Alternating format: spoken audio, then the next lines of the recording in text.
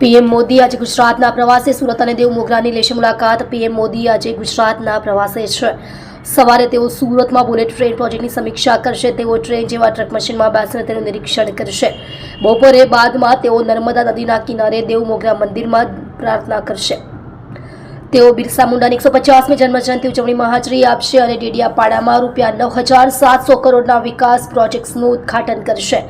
સુરતમાં bullet train પ્રોજેક્ટનું કરશે નિરીક્ષણ। પીએમ મોદી સવારે 9 વાગ્યે સુરત એરપોર્ટ પર ઉતરશે। એરપોર્ટથી તેઓ સીધા હેલિકોપ્ટર દ્વારા એન્ટ્રોલી જશે। એન્ટ્રોલીમાં નિરીક્ષણ પૂર્ણ કર્યા પછી તેઓ ડેડિયાપાડા કાર્યક્રમમાં જશે।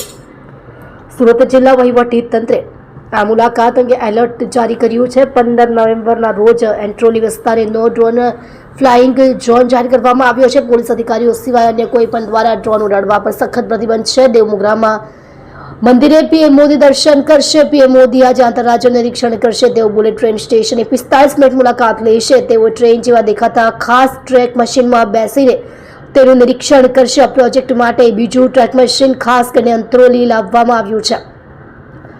તેઓ ટ્રેક બિછાવી અને સ્ટેશનના કામના પ્રારંભિક તબક્કાઓનું સીધું નિરીક્ષણ કરશે। ટ્રેક મશીનમાં ઉપલબ્ધ આધુનિક સુવિધાઓ પ્રધાનમંત્રીને પ્રત્યક્ષ અનુભવ આપશે। બુલેટ ટ્રેન જેવા મશીન ટ્રેકની ચોકસાઈ તપાસશે। ઓવરહેડ સાધનો અને વિદ્યુત જોડાણોનું નિરીક્ષણ કરવામાં આવશે। અહીં NHSRCના વરિષ્ઠ અધિકારીઓ અને ટેકનિકલ ટીમ મોદીને પ્રેઝન્ટેશન આપશે।